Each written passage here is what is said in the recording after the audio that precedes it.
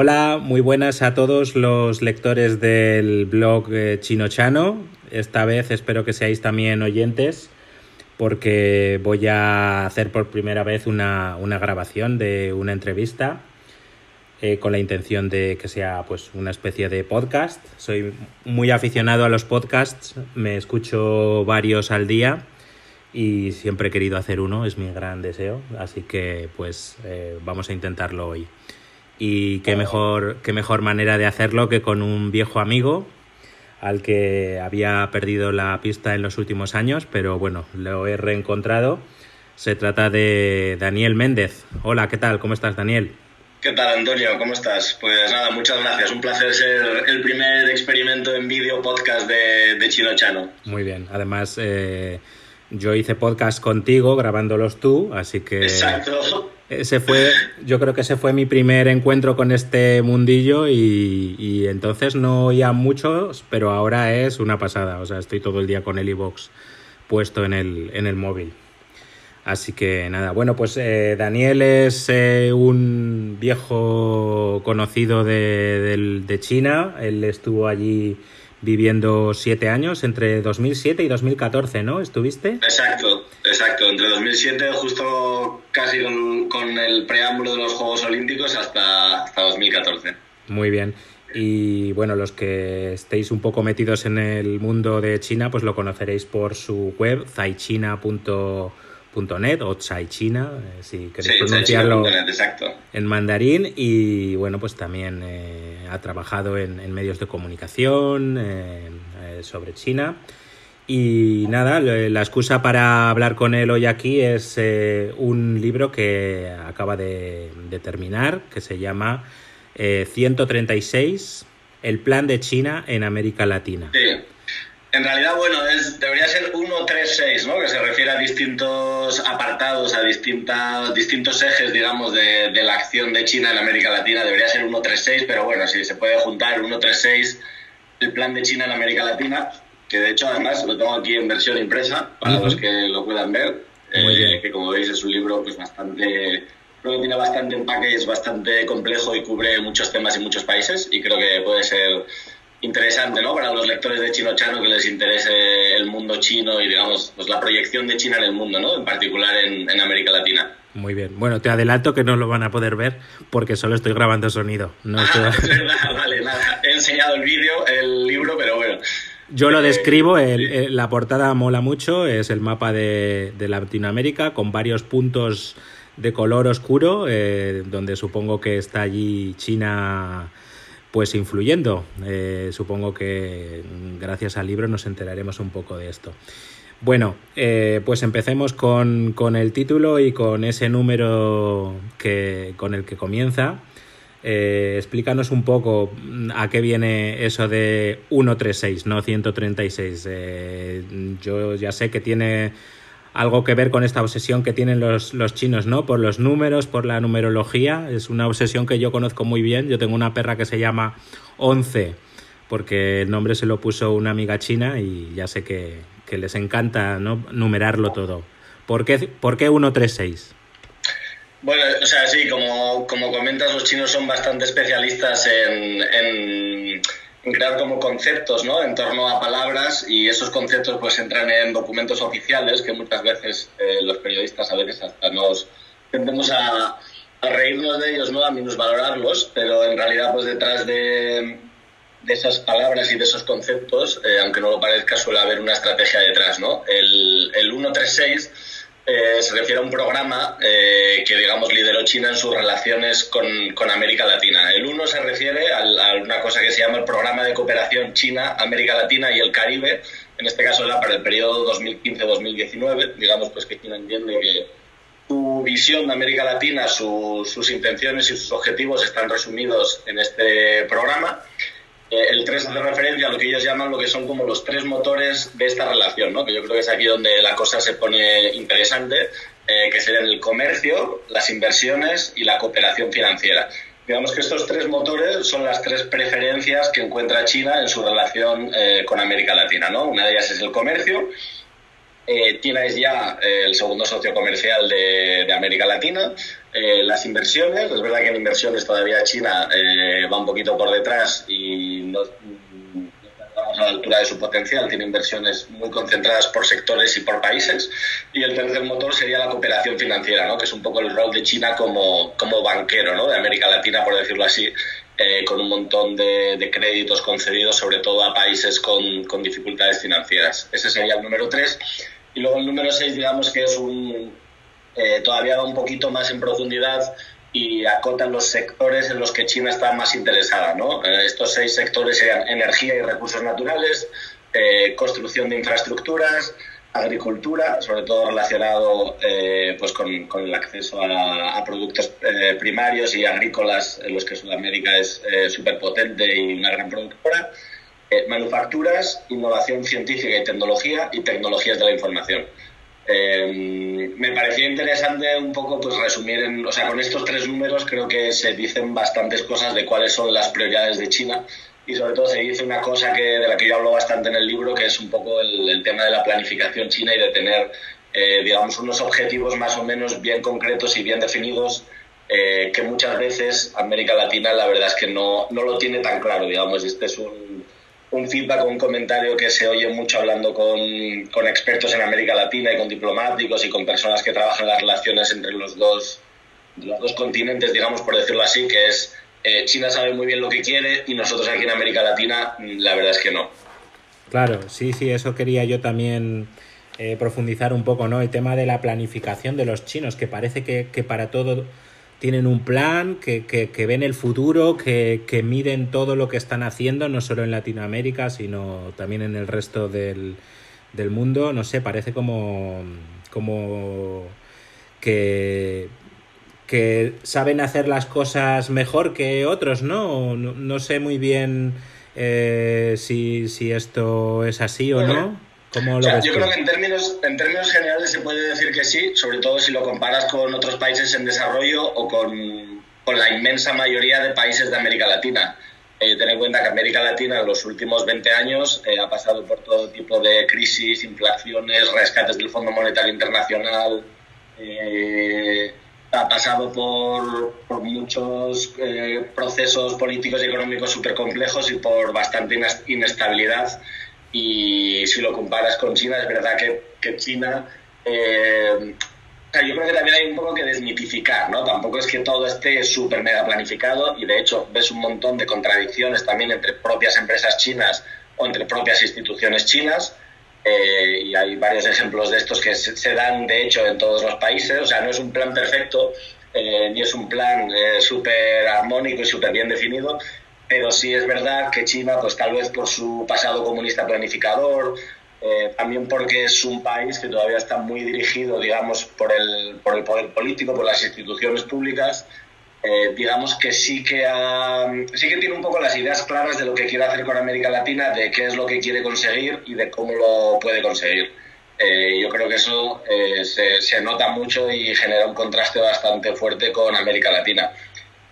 También, por ejemplo, si hablamos de países más específicos como Chile, yo hablo en uno de los capítulos está dedicado a Chile, y Chile también tiene un plan. O sea, Chile tiene una estrategia muy clara y muy definida con China, que consiste básicamente en abrir su mercado al máximo. Es decir, primero Chile tiene un proyecto muy claro y muy marcado, con sus pros y sus contras, pero tiene un plan que es ser una economía súper abierta, de libre mercado total y absoluta, atraer un montón de inversiones y exportar todo lo que pueda a los sectores en los que tiene ventajas competitivas, y sabe que su estrategia con China es abrir ese mercado y hacer todo lo posible porque se abra.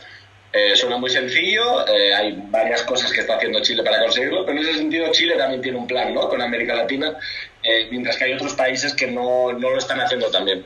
Claro. Bueno, ya más o menos lo has comentado tú, pero hay mucho contraste entre una China a veces, entre comillas, cuadriculada, que planea todo, que todo lo tiene por escrito, y Latinoamérica, pues que no planifica tanto, y además donde cambian mucho las cosas. Hemos visto en los últimos años como muchos países que tenían gobierno de izquierda lo han cambiado a uno conservador. No sé si a China le cuesta entonces invertir en Latinoamérica, estar allí. siendo que es un lugar tan cambiante y a veces un poco caótico, y que me perdonen desde Latinoamérica, pero quizá esa es la impresión que a veces nos da. Sí, a ver, China yo creo que se ha sabido adaptar a eso bastante bien y es un poco es un camaleón, ¿no? Diplomático y económico. Yo creo que según van pasando los años y va aprendiendo en ocasiones a base de golpes y a base de perder dinero.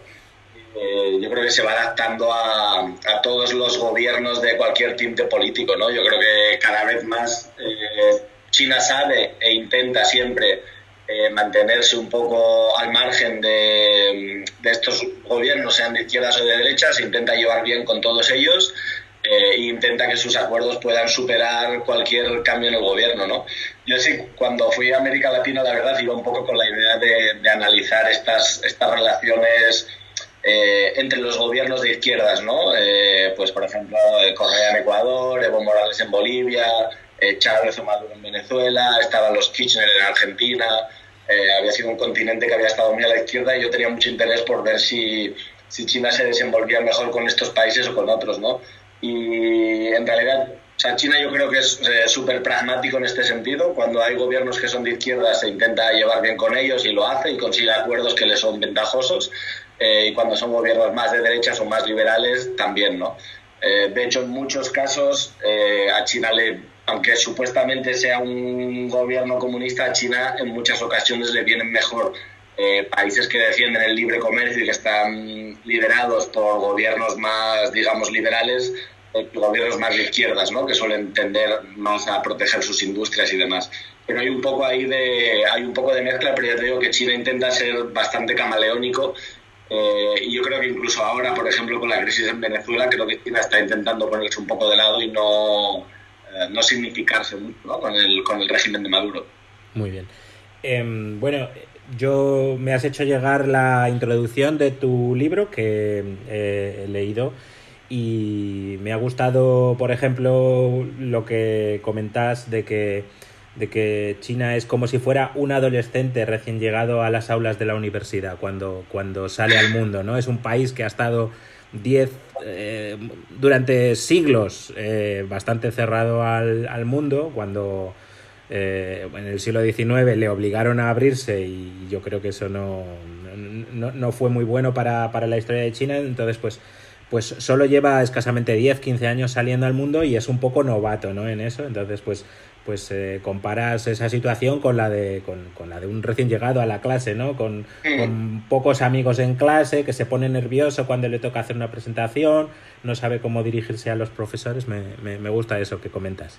Sí, la verdad es que fue una idea que cada vez más la gente me repetía, sobre todo los diplomáticos chinos, ¿no? Yo creo que hay un poco ahí de falsa modestia también, hay que reconocerlo, pero creo que es una metáfora que funciona muy bien, explicar a China, sobre todo como un país que está intentando aprender, ¿no? O sea, parecen cosas muy evidentes, pero presentarte, por ejemplo, a un contrato, a una licitación pública en países como Chile o Brasil es una cosa súper compleja. O sea, las empresas chinas no están acostumbradas a hacerlo. Montar una empresa, por ejemplo, en Brasil, que es un país súper complicado, no son cosas sencillas. Firmar tratados de libre comercio no eran cosas que China estuviera acostumbrado hasta hace muy poco. Saber cómo son los sindicatos, por ejemplo, en México, saber cómo es... cómo desarrollar un proyecto conflictivo como fue el Dragon Mart en su momento en la zona de Cancún. O sea, todas estas cosas son cosas que China realmente no sabe hacer, ¿no? También, por ejemplo, en el sector del automóvil, ¿sabes? Cómo compite una empresa china. Yo hablo del caso de Chery en Uruguay, en Brasil. ¿Cómo puede una empresa china de coches competir con empresas que llevan 50 años en la región, como son Volkswagen o Ford?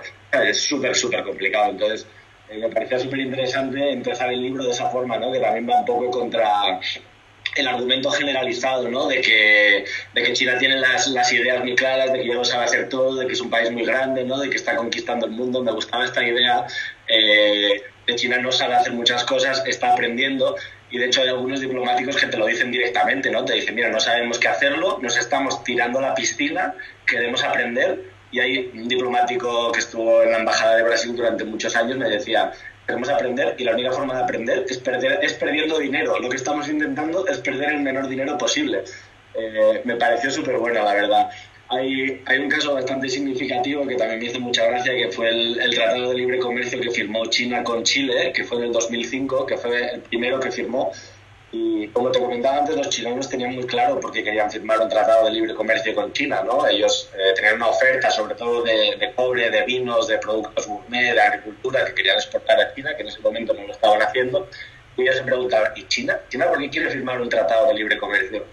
Y hablando con diplomáticos chinos me decían que uno de los grandes incentivos que habían tenido ellos era básicamente para aprender cómo se firmaba un tratado de libre comercio, cómo eran las negociaciones, qué pedía el otro país, cuáles eran las contrapartidas, cuáles eran los plazos, qué tipo de diferencias impositivas se iban abriendo con el paso de los años. Incluso algunos de ellos me llegaban a decir que Chile había sido como un sparring, o sea, había sido como una prueba, ¿no?, para aprender a cómo firmar tratados de libre comercio.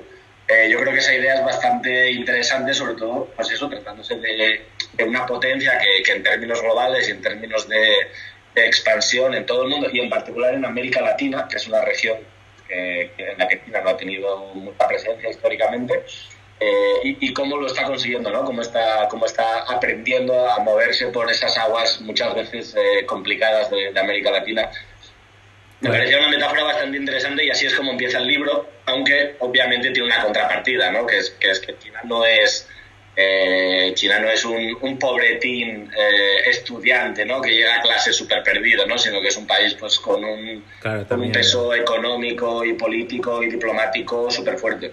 Claro, también, o sea, tiene parte de novato y parte de grandullón, ¿no? Porque exacto. Es un novato grandullón, ¿no? Es un novato con muchos recursos. Claro, mucho dinero. Y con un creciente poderío económico y diplomático. Eso está clarísimo.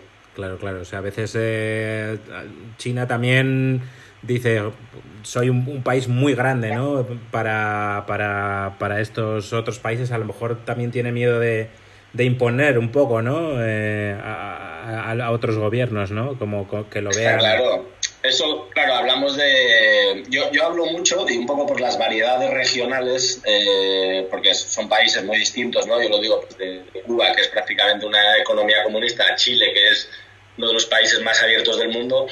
Hay diferencias súper fuertes y he preferido, digamos, construir el libro en torno a las experiencias de cada país, más que una visión que fuera única y exclusivamente global, ¿no? Pero aún así, tú ten en cuenta que el PIB de China es el doble que el de toda América Latina combinada. Entonces, imagínate la relación, cómo puede ser una relación entre iguales, la de Ecuador con China o Bolivia con China, ¿no? Es sencillamente imposible, igual que no puede ser una relación entre iguales con Estados Unidos tampoco, ¿no? Porque son economías tan sumamente más grandes que tienen muchísimo más poder de negociación que las que tiene China, ¿no? Incluso en Brasil es con mucha diferencia la economía más grande de América Latina. Incluso en Brasil me decían, ¿no?, cada vez más que notaban que las fuerzas eran completamente desiguales y que cuando hay un conflicto, cuando hay cualquier lucha de posiciones, ¿no?, o cualquier conflicto de intereses entre lo que quieren países como Brasil o como China, aunque China es muy cuidadoso con Brasil y tiene una relación muy especial, yo hablo mucho de ella en el libro, en torno a los países del sur, en torno a los BRICS y demás, pero también me decían diplomáticos brasileños es que China tiene mucho más poder, tiene mucha más capacidad de negociación y tiene muchos más elementos, digamos, para presionar diplomáticamente o para hacer avanzar sus intereses económicos, y esto es así, o sea, son relaciones bastante desiguales. Yo cuando estaba en China mi impresión era de que al gobierno chino, a los empresarios, a quien fuera, les aturdía un poco toda esta diversidad de organizaciones americanas que hay, y yo creo que China le gustaría hablar con Latinoamérica como un interlocutor unido, pero no sabe muy bien a quién dirigirse, porque tenemos la OEA, tenemos la CELAC, tenemos la CEPAL, tenemos el Mercosur, la Alianza Pacífico, el Grupo de Lima. No sé si a ti te parece que este batiburrillo de siglas y de organizaciones ha dificultado un poco las relaciones entre China y Latinoamérica, o al revés, a lo mejor prefería ir país por país, no lo sé. No, Sin duda, o sea, lo que dices es totalmente así. O sea, a China le gustaría tener una única voz con la que poder hablar y relacionarse con todo el continente, sería bastante fácil. Y ellos mismos han creado un nuevo foro, creo que fue en el año 2015, creo que se llama Foro de América Latina y... CELAC. Foro de China, América Latina y el Caribe, o sea, es un nombre bastante básico. Hay muchas instituciones y China está añadiendo una más también a la lista porque efectivamente está buscando una forma de relacionarse con todo el continente. A mí también está la otra versión, ¿no? Y es que a China muchas veces está el concepto de divide y vencerás, ¿no? Muchas veces cuando tú vas país por país, como las relaciones son más desiguales, puedes sacar condiciones más ventajosas. Yo creo que China lo que busca, es lo que hacen prácticamente todos los países, es negociar en conjunto cuando te interesa y negociar por separado cuando te interesa también, ¿no? De todas formas, yo creo que aquí, y esta es una reflexión que yo también durante mi viaje por América Latina saqué, los grandes beneficiados de tener una voz única para hablar con China, yo creo que serían los propios países de América Latina. Cuando ves estas relaciones que son tan desiguales entre países, con un país como China, con una economía tan fuerte, yo creo que si América Latina pudiera construir algo similar a lo que tiene la Unión Europea, que llevan años intentándolo y todavía no lo han conseguido, yo creo que los principales beneficiados serían ellos también, porque hay muchos proyectos y muchas obras que China está desarrollando en América Latina que afectan al resto de países. Yo qué sé, el desarrollo de un proyecto en el puerto de Montevideo, por ejemplo, en Uruguay, puede afectar al de Buenos Aires y puede afectar, por ejemplo, a toda la exportación de soja en todo Brasil. El proyecto de tren que quería construir China, que pretendía unir prácticamente todo Brasil, pasando por Perú para conectar el Atlántico con el Pacífico, ¿sabes? Son proyectos que al final acaban afectando en este caso a toda Sudamérica, pero vamos, a todo el continente. Y yo creo que si América Latina pudiera avanzar en esa especie de unión política y económica, creo que los principales beneficiados serían ellos, para intentar por lo menos equilibrar un poco las fuerzas en esta relación con China, no solo con China, sino también con Estados Unidos o con la Unión Europea. Para la confección de tu libro, ¿viajaste durante un año o no? Sí, fueron un poquito más de un año, 13, 14 meses. Muy bien, y comentas en la introducción que, bueno, dada la gran variedad de economías, de sistemas políticos que hay ahí en Latinoamérica, pues es difícil hacer algo en conjunto, ¿no? Tenemos pues desde regímenes comunistas como Cuba a países que son de los más liberales del mundo como Chile, tenemos economías gigantescas como Brasil y México, a otras más pequeñitas como los países de Centroamérica o Uruguay o Ecuador. Entonces elegiste sobre todo 5 países. El primero de ellos, no sé si es el primero que aparece en el libro, el primero que mencionas en la introducción, es México. ¿Qué puedes comentar de la relación entre China y México? Sí, primero, o sea, aunque una de las cosas que hizo más fácil la elaboración de este libro es que la actuación de China, con algunas excepciones, está muy concentrada en unos pocos temas y en unos pocos sectores. Entonces eso lo hizo bastante fácil porque cada país, digamos, que tenía una historia o un tema importante bastante evidente. En el caso de México, lo más evidente y lo más importante es el tema comercial. Entre los dos países, pues son 2 países en desarrollo, 2 países que tienen un potente sector de manufacturas, 2 países que dependen mucho del mercado de Estados Unidos, digamos que desde los años 90 y en particular con la entrada de China en la Organización Mundial del Comercio se produce un choque muy fuerte, ¿no? Porque los 2 países compiten básicamente en productos, han competido en productos más o menos similares y en mercados más o menos similares. Entonces ahí hablo un poco de este conflicto, ¿no? Este conflicto que es fundamentalmente económico, pero que tiene muchas ramificaciones sociales, que tiene muchas ramificaciones políticas también, ¿no? Aquí hablo de un caso en particular que es súper conocido en México, que es el Dragon Mart, que era una especie de gran centro comercial para mostrar productos chinos en la zona de Cancún. Fue un proyecto que generó muchísima controversia política porque las poblaciones locales estaban en contra de convertir, pues digamos, esta zona es una zona turística muy bonita y demás, no querían que hubiera allí un mercado, ¿no?, de productos chinos que pudieran competir con los productos locales. Se generó una gran polémica, digamos, a nivel nacional. El tema llegó pues a declaraciones del ministro de Exteriores, etcétera, etcétera. Al final el proyecto no ha salido adelante. Hablo un poco en el libro de por qué, de cuáles son las causas de estos conflictos económicos y luego también de que ha degenerado una relación política súper compleja y súper complicada, ¿no? Yo creo que de toda América Latina, sin duda alguna, las relaciones con México son las más peliagudas, las más difíciles, y muchos otros países, de hecho, me lo comentaban, ¿no? Dicen, es que cuando están en una reunión China y México saltan chispas, ¿no? Hay mucha animadversión y hay mucho recelo de México por un país que ha sido y sigue siendo una gran competencia comercial, que ha generado un déficit brutal. México es básicamente responsable del 70% del déficit comercial que China tiene con América Latina, es decir, México importa y no tiene nada que exportar a China prácticamente. Y por el lado de China hay un poco la sensación de que México es muy abierto con todo el mundo menos con ellos, ¿no? De que a las empresas chinas se les ponen trabas, no se les permite entrar en el sector del petróleo, tienen muchas restricciones, por ejemplo, en el sector del automóvil, que imposibilita la entrada de empresas nuevas. Ha habido varios proyectos chinos que no han salido, como por ejemplo un tren de alta velocidad que iba a unir Querétaro con Ciudad de México, que al final, por un caso de corrupción interno del gobierno de México, no salió adelante y generó un grandísimo malestar en China. Pues hablo un poco de esta relación comercial, de este conflicto comercial que ha degenerado en unas relaciones políticas muy tensas también. Sí.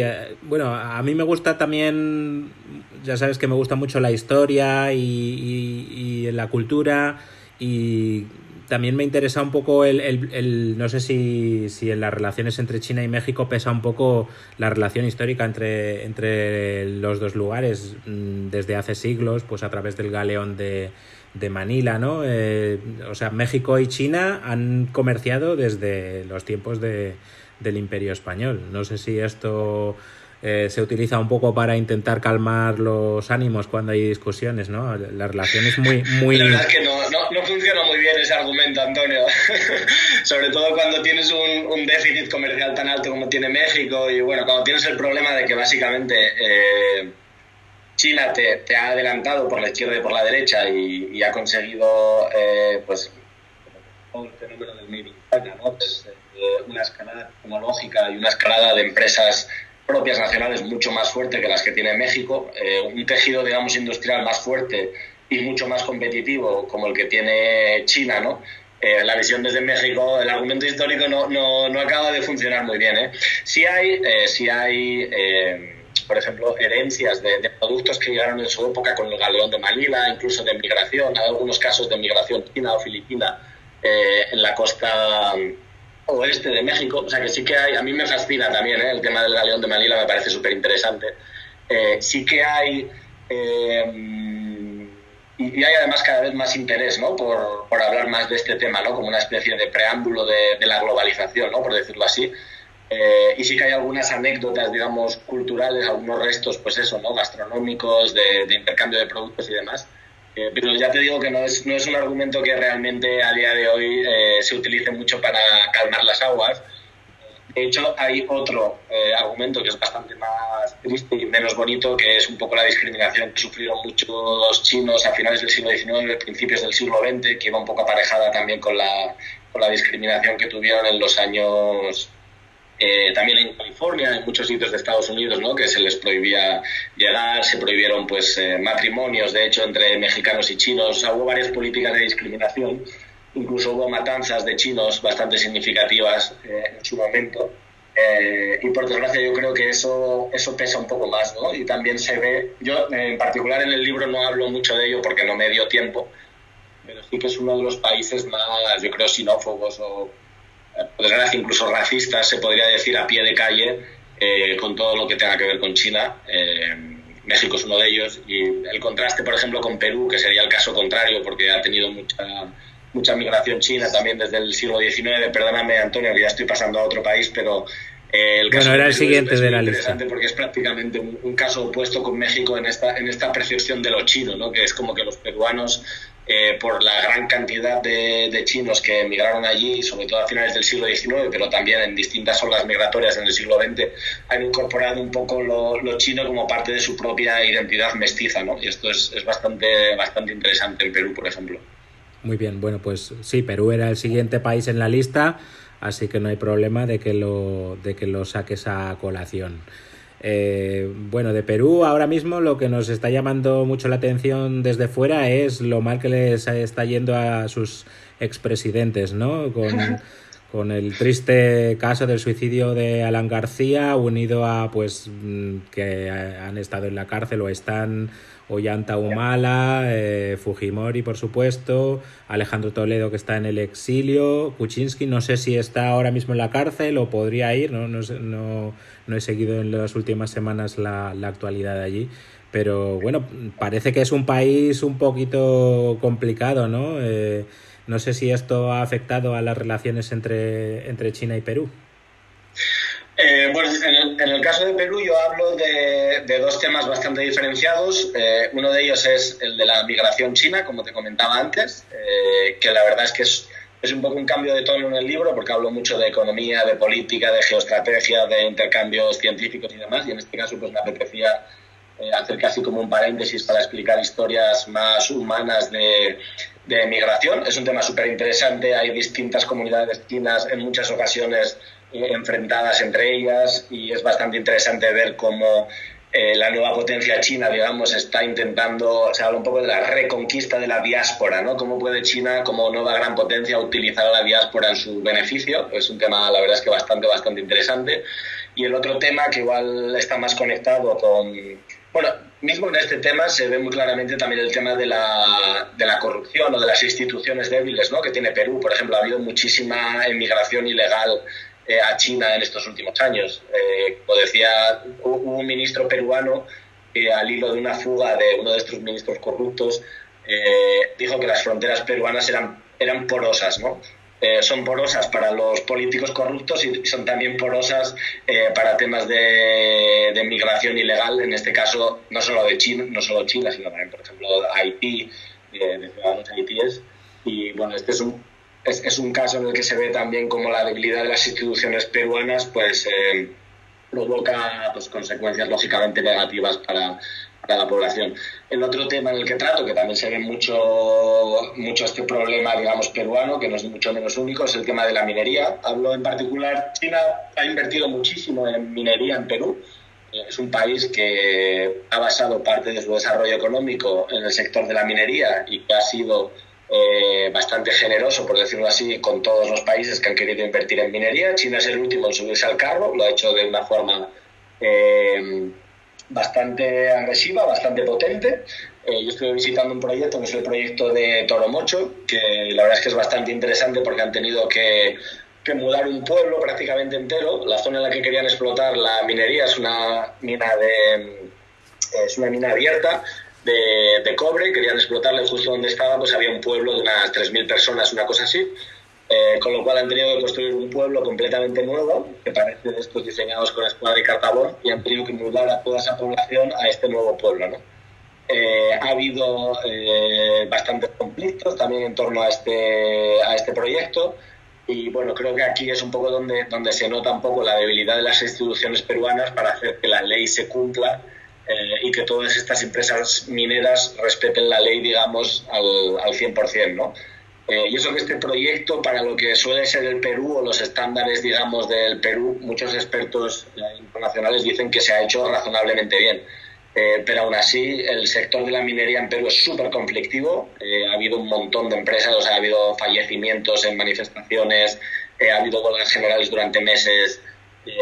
Es un tema súper importante para todo el país porque mueve mucho dinero, porque hay mucha gente metida en ello. Y en el que China ha sido el último en llegar y también se está enfrentando a todos estos problemas, ¿no?, que tiene que ver incluso con la compra de jueces, la utilización de la policía. O sea, es un contexto bastante complicado en el que funcionar. Si bien también es cierto que Perú en los últimos años pues se le ha llamado uno de los tigres de Sudamérica, ¿no? Porque ha vivido un crecimiento económico súper fuerte, ha habido una incorporación bastante fuerte de las clases medias peruanas, ¿no? Que cada vez hay más clases medias en el país. Así que la minería, si por un lado ha generado muchísima controversia política y social y muchas desigualdades, ¿no? Porque al final siempre se dice lo mismo, ¿no? Que las élites blancas de Lima y no digamos el pueblo llano indígena de los Andes, que es donde realmente se llevan a cabo la mayoría de proyectos de minería. Si bien ha generado este conflicto, también es verdad que ha sido uno de los motores económicos del país y que ha generado muchos beneficios para estas recientes clases medias. Vuelvo a enlazar con la historia, ¿no? Y me resulta curioso que China esté comprando minas en Perú, siendo que en el siglo XIX muchos de los mineros que trabajaban allí en malísimas condiciones eran los famosos coolies chinos, ¿no? Es un poco ironías del destino, ¿no? Sí, aquí se le llamaba, aquí les llamaron tusanes, eran los tusanes. También había muchos japoneses que eran los que llamaban los Nikkei. Y bueno, en realidad en aquella época, si yo no me equivoco, no eran minas, sino que eran plantaciones agrícolas y plantaciones de huacho, creo que se llamaba, y de sales y demás. No era exactamente minería, estaban más bien en las zonas de la costa peruana, que era donde estaban todas estas plantaciones, pero bueno, que sí, es exactamente el caso contrario. De hecho, es muy curioso, ¿no? Hablar con algunos migrantes chinos, ¿no? Bueno, migrantes chinos, algunos descendientes, ¿no? De migrantes chinos, ya estamos hablando de terceras, cuartas generaciones, que sus padres lo pasaron tan mal, ¿no? Cuando llegaron a China, ¿no? Que básicamente eran el último escalafón social, ¿no? Los chinos. De hecho, la frase de engañarte como un chino proviene de estas experiencias de los chinos, ¿no? Tanto en Cuba como en Perú. Y es curioso ver ahora el orgullo, ¿no? Con el que estos descendientes de migrantes chinos miran al desarrollo económico de China, las nuevas inversiones, ¿no? Las nuevas imágenes de rascacielos en Pekín y en Shanghái. Eso es esta, digamos, transformación del país, ¿no? Y esta visión de los pobres emigrantes chinos, como ahora son en muchas ocasiones ricos emigrantes chinos, en el caso de que vayan con empresas muy grandes, ¿no? Como son las grandes petroleras o grandes empresas mineras o grandes diplomáticos o empresas como Huawei, como Lenovo, etcétera. La verdad es que es un contraste súper fuerte, como dices. En el caso de estos conflictos mineros que está habiendo en Perú, me imagino que también tiene gran importancia la cuestión indígena, ¿no? Que yo creo que también ocurre de forma similar en las inversiones chinas en África, ¿no? A veces el contacto con comunidades pues un poco aisladas del sistema capitalista, de la economía, ¿no? Pues genera conflictos que China pues a veces no sabe resolver, incluso en su propio país también ocurre, en el Tíbet quizá, ¿no? Por ejemplo. En el caso de Perú, yo diría que no solo China no sabe resolver, sino que el Reino Unido, Canadá, México, empresas estadounidenses tampoco saben resolver. O sea, si miras a la historia de los recientes conflictos mineros en Perú, es súper extensa, es súper larga, y digamos que China es el único en sumarse a ellos. Pero por lo que yo he visto y por lo que yo he estudiado y por lo que yo he leído de análisis comparativos entre inversiones mineras chinas en Perú y las de otros países, las diferencias no parecen ser muy grandes y son más o menos similares. El conflicto aquí es complejísimo. Yo he leído un montón de libros y de análisis sobre por qué pasa esto. Hay conflictos entre, como hablábamos, ¿no? Las poblaciones indígenas versus las élites ricas que están en Lima y se benefician de esto. Hay conflictos entre los propios trabajadores que están en la minería, que normalmente tienen sueldos bastante elevados y que se llevan regalías muy suculentas por parte de las empresas mineras, y las personas que no pueden entrar en la minería. Hay problemas, por ejemplo, porque uno de los problemas que tiene la minería es que son industrias que sí que generan mucho dinero, pero no generan realmente tanto trabajo, entonces es difícil que las poblaciones locales se puedan beneficiar de ello. Hay conflictos en torno a la lucha por el agua, por ejemplo, porque son muchas estas inversiones que tienen de la utilización de mucha agua, muchos recursos naturales que se les quita a las poblaciones indígenas. Hay muchísimos conflictos ahí entrelazados, que la verdad es que es bastante difícil de resolver. y China básicamente pues no es tampoco un país que esté muy acostumbrado a estos conflictos y tampoco tiene una estrategia muy clara y muy definida, ¿no? Lo que yo he visto aquí, sobre todo, y de hecho hablo de esto en el proyecto de Toro Mocho, es un poco la intención de China de básicamente cada vez más utilizar a comprar empresas con la idea de comprar también a sus trabajadores y de comprar a ese know-how, ¿no? Comprar ese conocimiento que se tiene sobre cómo funcionan los sindicatos, sobre cómo funciona la opinión pública, sobre cómo se desarrollan proyectos mineros. Básicamente comprar empresas que ya sepan hacerlo, porque ellos saben que por lo menos a día de hoy no lo pueden hacer.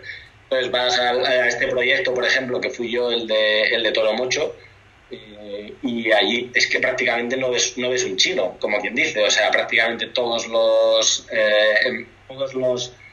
cargos medios, todos, incluso los cargos más altos, las personas que llevan las relaciones con la prensa, las personas, por ejemplo, que hicieron la mudanza de un pueblo al otro, a todo el mundo son todos peruanos, son empresas peruanas, se subcontratan empresas terciarias para realizar proyectos, por ejemplo, de arquitectura, de construcción de infraestructuras, y son todos proyectos liderados por peruanos con empresas peruanas. Yo creo que ese es un poco... Depende del proyecto, depende del país. No es lo mismo proyectos de infraestructuras, por ejemplo, en Centroamérica, donde China sí que ha llevado a muchos chinos para trabajar en la construcción, generando mucha polémica, como por ejemplo estos proyectos en Perú, que por ejemplo en los últimos años, porque también ha habido más problemas y más conflictos con una empresa que se llama Shoukan, que llegó antes, en los años 90, pero en estos últimos años yo lo que veo es esa iniciativa por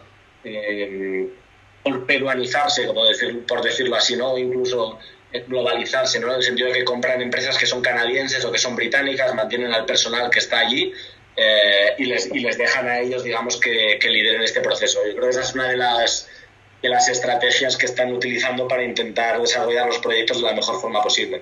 El tercero es Brasil, donde también tenemos una historia reciente un poco turbulenta, ¿no?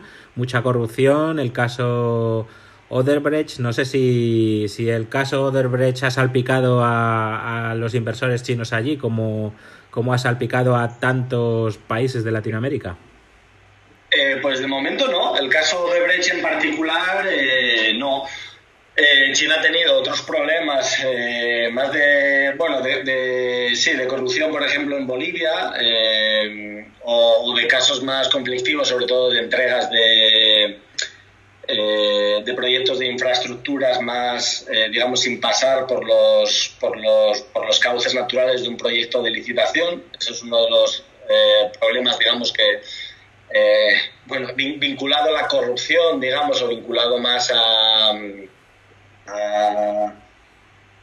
saltarse determinados procesos, ¿no?, de licitación pública en los cuales se debería escoger pues el mejor proyecto, y que en muchas ocasiones, por ejemplo, por depender de la inversión china, China establece algunas condiciones, y esas condiciones son que la obra la desarrolle una empresa china, ¿no? Este es un caso bastante frecuente que ha pasado en Argentina, en Bolivia, en Venezuela, en Ecuador, que en vez de pasar por procesos de licitación públicos, que suelen ser más transparentes y suelen normalmente evitar la corrupción, al hacer estos proyectos liderados por empresas chinas, suelen generar pagos bajo manga, ¿no?, o otros casos de corrupción similares.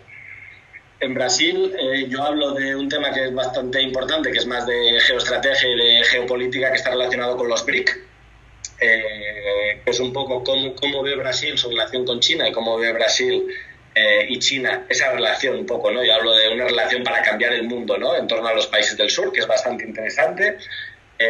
Es bastante positiva, en el sentido de que Brasil siente que China puede ser una oportunidad para aumentar su presencia en el mundo. Es decir, Brasil utiliza los BRICS como una forma de reafirmación, ¿no?, en el escenario global. Digamos que sin China y sin los BRICS eso sería muy complicado para Brasil, y con los BRICS digamos que Brasil se singulariza, ¿no?, dentro de lo que es América Latina, y se convierte en un país con una muchísimo mayor proyección geopolítica y geoestratégica, ¿no? Hablo de varias iniciativas económicas relacionadas con financiación, relacionadas con intercambio de monedas sin pasar por el dólar. Creo que es bastante interesante. Y hablo también, para China, la contrapartida de esto es que Brasil le permite potenciar todavía más su rol como líder, ¿no? Su rol como nueva potencia mundial, y lo hace en el marco de los BRICS, ¿no? Lo hace en el marco de una colaboración sur-sur, de una colaboración de países en desarrollo, lo cual a China le sirve un poco, por decirlo así, para mantener su discurso, ¿no? Su discurso de países en desarrollo defendiendo sus intereses versus los países desarrollados, ¿no? Entonces, digamos que esta relación me ha sorprendido, la verdad. No lo tenía claro yo cuánto de contento estaban los brasileños, o al menos las élites brasileñas, con esta relación. Y aunque hay conflictos, y los hay, sobre todo económicos, sí que incluso todos los partidos políticos en Brasil están de acuerdo en que la relación con China es estratégica y tiene beneficios muy importantes para ellos, y pasa lo mismo con China, ¿no? Que ven a Brasil como su gran socio en América Latina. Muchos de los acuerdos se van a conocer ya en Brasil. Digamos que Brasil es un poco como la plataforma desde la cual se quieren llevar a cabo acuerdos y proyectos económicos para todo el continente. Y luego el otro tema del que hablo, que está relacionado con esto, es la colaboración científica, ¿no? entre China y Brasil. Aquí hablo del lanzamiento de satélites. Es un proyecto que es bastante conocido, que se llama el CBRS, que es básicamente el lanzamiento de satélites conjuntos entre China y Brasil.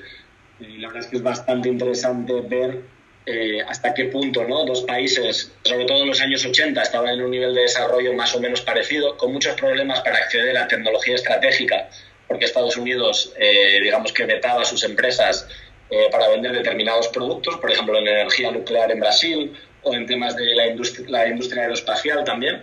Cómo están, digamos, intentando unir fuerzas para desarrollar proyectos conjuntos y que sus industrias, digamos, puedan mejorar, ¿no? En este caso concreto, en el tema de los satélites, también hablo de algunos proyectos medioambientales, como por ejemplo el uso de biocombustibles, que Brasil es una de las grandes potencias mundiales. Y la verdad es que es súper interesante porque, a ver, al final, en el siglo XXI, lo que mueve las economías es el conocimiento, es la ciencia, y es muy interesante ver cómo China y Brasil están intentando colaborar en este sector. En el tema espacial, creo recordar que uno de los lanzamientos salió mal, ¿no? Es uno de los pocos fracasos espaciales que ha tenido el programa espacial chino, ¿no? Sí, creo que, no sé si uno o incluso dos, que salieron regular, pero vamos, los últimos que se han hecho han sido bastante exitosos. El proyecto en sí es bastante exitoso, y Brasil, en términos generales, por lo que a mí me comentaron, yo estuve hablando allí con la persona que lleva estos proyectos en Brasil, y estaban bastante satisfechos porque decían que China colaboraba, digamos, de forma más desinteresada o menos problemática que otros países de la región, ¿no? De hecho, me decían, mira, la distancia es muy problemática para algunas cosas, pero con China en realidad es una gran ventaja, ¿no? Porque no hay grandes conflictos geoestratégicos, ¿no? Entre Brasil y China, como igual puede haber entre incluso Brasil y Argentina, que han intentado desarrollar algunos proyectos también aeroespaciales y no les ha ido muy bien, o Brasil y Estados Unidos, ¿no? Que han tenido también muchos conflictos en los últimos años en estos temas. Entonces, me pareció que los dos, sobre todo Brasil, estaban bastante contentos, con el problema de que Brasil se está dando cuenta de que también China pues le ha adelantado también por la izquierda y por la derecha, y lo que antes era una colaboración prácticamente entre iguales, o incluso con Brasil, con algunas ventajas competitivas importantes respecto a China en la industria aeroespacial, ahora es todo lo contrario, ¿no? De hecho, un diplomático brasileño me decía, sí, la colaboración espacial está muy bien, es fantástico, podemos colaborar, pero el hecho es que hace 30 años, el hecho es que hoy medir de la frase literal era, hoy China mandamos al espacio y nosotros seguimos en la misma mierda. Que es un poco esa frustración de ver cómo China realmente ha ido mejorando muchísimo en temas tecnológicos y Brasil pues mucho menos. Y me gusta mucho a mí el tema espacial, y recuerdo de cuando trabajaba en China que no solo ha ayudado a Brasil, sino también a aquellos lanzamientos de satélites venezolanos y bolivianos. Sí, de hecho, una de las últimas imágenes que recuerdo de Hugo Chávez fue supervisando el lanzamiento de aquel segundo satélite que se llamaba Francisco de Miranda, creo.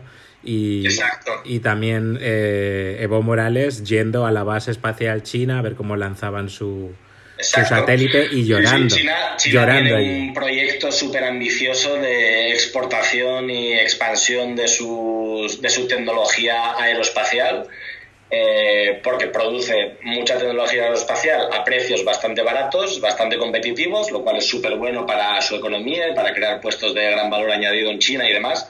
Y al mismo tiempo la industria aeroespacial, como sabes, tiene un componente, digamos, militar, un componente geoestratégico súper importante, ¿no? Entonces, China no duda en utilizar, digamos, este conocimiento y esta industria aeroespacial también para avanzar todos sus otros intereses geopolíticos y geoestratégicos, ¿no? Que le permitan, pues, ahondar en estas relaciones, digamos, militares o de seguridad. Y lo está haciendo, lo ha hecho sobre todo en los países, digamos, que han estado más a la izquierda en estos últimos años, ¿no? Como Evo Morales en Bolivia, o Correa en Ecuador, o Chávez Maduro en Venezuela. Con todos ellos ha desarrollado proyectos.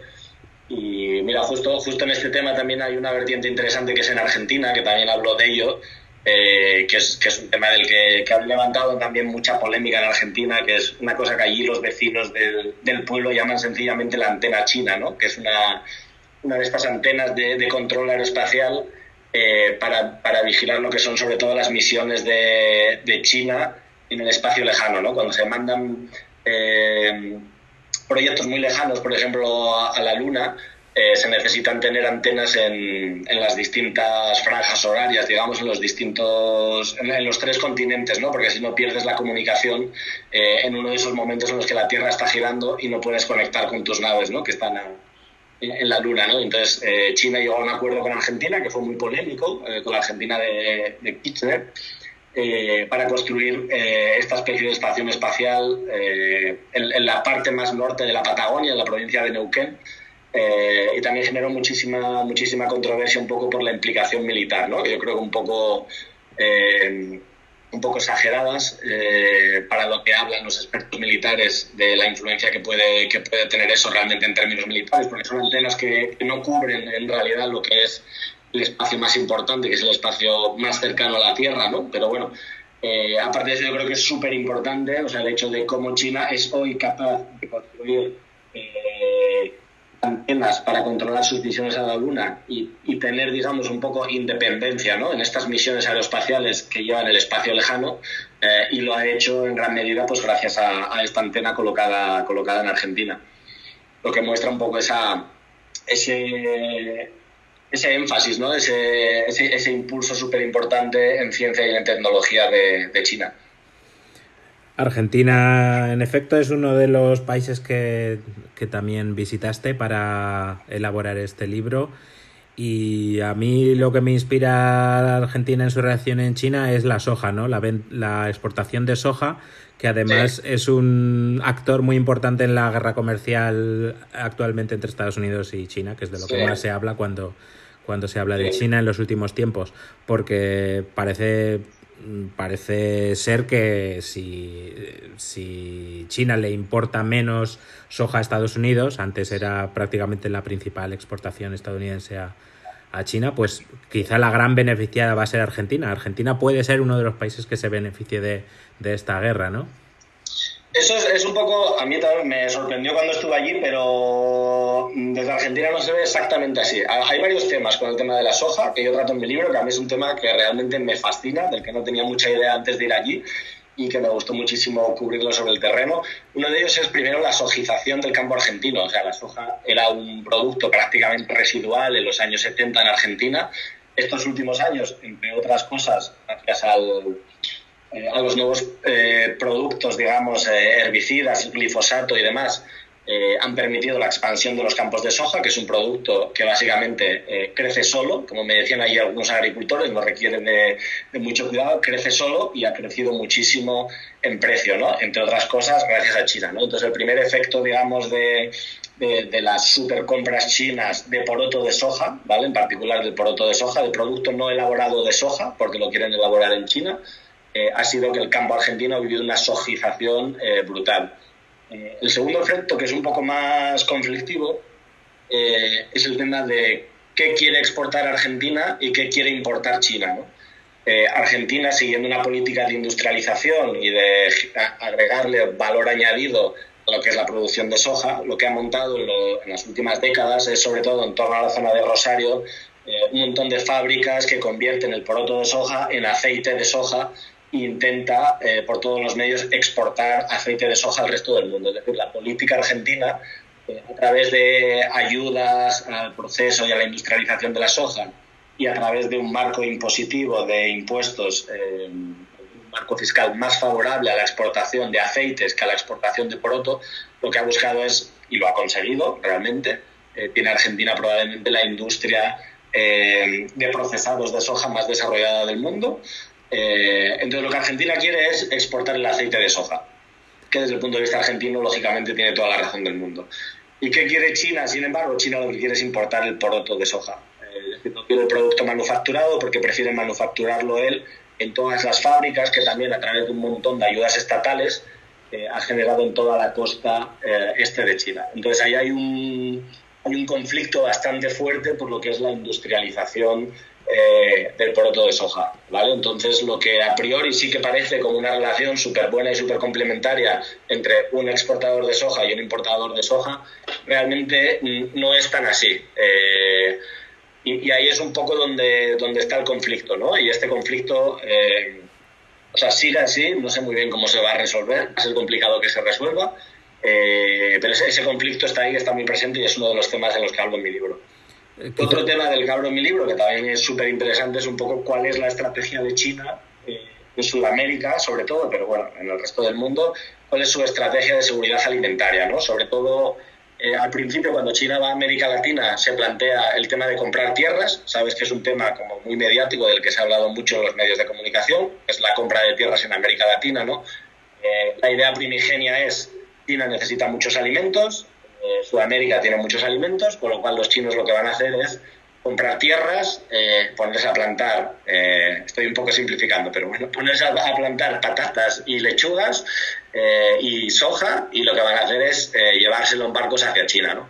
Cuando China llega a Sudamérica, intenta esta estrategia, ¿no? Porque al final la tierra es como lo más seguro, ¿no? Pues compramos tierras, todo parece que tiene mucho sentido, pero sin embargo con el paso del tiempo se dan cuenta de que esta estrategia realmente es una estrategia un poco fracasada, ¿no?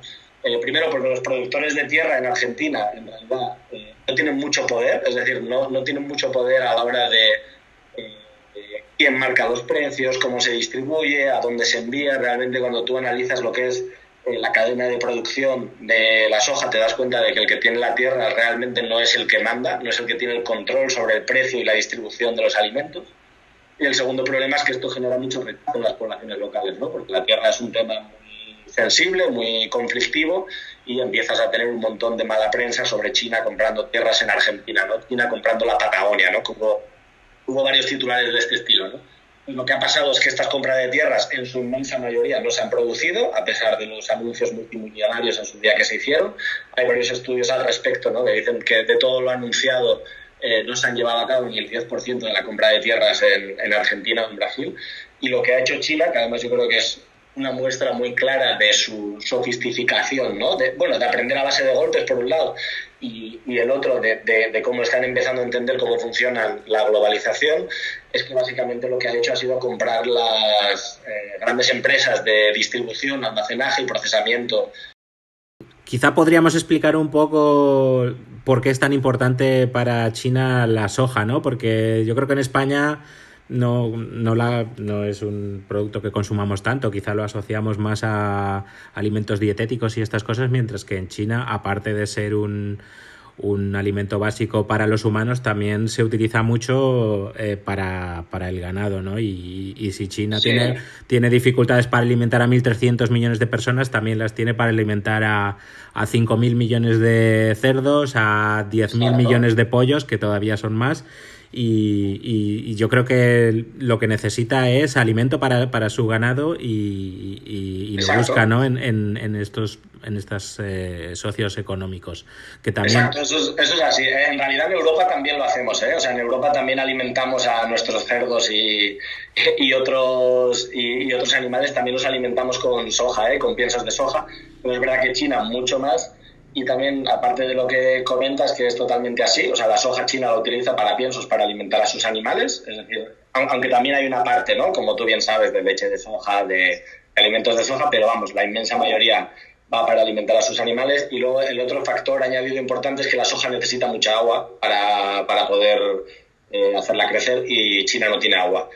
Entonces, cuando China desarrolla su estrategia un poco de seguridad alimentaria, dice: nosotros vamos a hacer trigo, arroz y hay otro, ¿verdad? Hay otro básico, trigo, arroz y otro, no me acuerdo ahora mismo, que son como alimentos básicos, granos básicos. China dice: esto nosotros lo podemos hacer, y desarrolla un plan también con un montón de ayudas al sector del campo y de innovaciones tecnológicas al sector de campo para ser una potencia. Y esto es una de las cosas también que me ha sorprendido durante el libro, y es que se habla mucho de Sudamérica como el granero del mundo, pero en realidad China produce mucho más de prácticamente todo. Brasil y Argentina, ¿no? Estoy hablando de tomates, de lechugas, de melones. O sea, China es también un grandísimo, es una gran potencia agrícola. Lo que pasa es que, claro, como tiene tanta población, no la exporta, ¿no? Y en el caso de la soja, China decide no ser autosuficiente, básicamente por el tema del agua, ¿no? Porque se da cuenta de que necesita mucha agua para poder hacer crecer la soja, y China no la tiene, y entonces por eso es que ha decidido, digamos, no producirla en casa y depender de las importaciones. Yo que soy aragonés, en nuestra región una de las cosas que más exportamos a China es alfalfa para sus vacas, porque uno de los muchos planes a largo plazo que tienen los chinos es que sus ciudadanos beban más leche y aumenten de altura, y para eso hay que tener más vacas.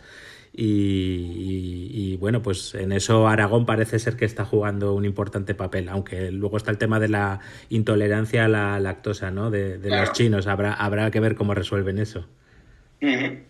Bueno, el quinto país de tu libro es Chile, al que ya has mencionado en esta entrevista, que hace 10 años o así, sobre todo, era un gran proveedor de cobre a los chinos, e incluso yo creo que decían los chilenos que han conseguido ser un país desarrollado, o no sé, ahora mismo creo que ya se considera país desarrollado, sobre todo gracias a esta exportación de cobre a los chinos. No sé ahora cuál es la relación, si es sobre todo cobre o hay otras cosas. Sí, o sea, sigue siendo cobre, que Chile es uno de los grandes exportadores de cobre, con la diferencia respecto a Perú, por ejemplo, de que ha mantenido la gran empresa estatal en manos chilenas, y de ahí, digamos, que es capaz, ¿no?, de redistribuir más y de mantener un mayor control del cobre, y que eso repercuta más en el país y menos, digamos, en las multinacionales que lo exportan y se llevan los beneficios a otro sitio. Eso en comparación con Perú. También tiene la ventaja de que básicamente donde se extrae cobre en Chile no hay poblaciones locales, como pasa en Perú, con lo cual hay muchos menos problemas. Y luego tiene la ventaja también de que es un país bastante limpio, bastante transparente y con muy poca corrupción, con lo cual la minería no se ve con tanta reticencia, ¿no?, como se puede ver en otros países como en Perú. Pero bueno, yo en Chile hablo sobre todo porque también me interesaba, claro, en todo esto estamos hablando mucho, aunque yo he intentado combinar, pero estamos hablando mucho de lo que China hace en América Latina, ¿no? Pero no estamos hablando de lo que pasa a la inversa, ¿no?, que es lo que hacen los países de América Latina en China, ¿no? Hasta qué punto China puede ser una oportunidad para los países latinoamericanos en términos de exportación, en términos de un nuevo mercado, etcétera. Y Chile es el mejor caso en este sentido porque ha sido el país que más pronto ha visto esa oportunidad, ¿no? Yo estuve ahí hablando con varios diplomáticos también y me comentan que ya en el año 1995, creo que fue una visita de Ricardo Lagos al país, cuando estaba todavía Jiang Zemin en el poder, el presidente chileno le dijo, ¿no?, a Jiang Zemin, queremos firmar un tratado de libre comercio con vosotros. Y por lo que cuentan, Jiang Zemin se quedó flipando, ¿no?, como diciendo, pero estos tíos, Chile, un país ahí pequeñito en Sudamérica, quieren firmar un tratado de libre comercio con nosotros. ¿Eso qué es? ¿Eso cómo se hace, no? Fueron pasando los años, Chile siguió, digamos, apostando por abrirse, ¿no?, por abrir al comercio con China. Como te comentaba antes, fue el primer país que firmó un TLC, un tratado de libre comercio, y eso lo que ha facilitado, digamos, ha sido Las exportaciones de cobre, digamos, estaban ya garantizadas porque China necesita mucho cobre, Chile lo exporta, con lo cual es, por decirlo así, blanco y en botella, ¿no? Era un producto que ellos ya sabían que se iba a exportar sí o sí.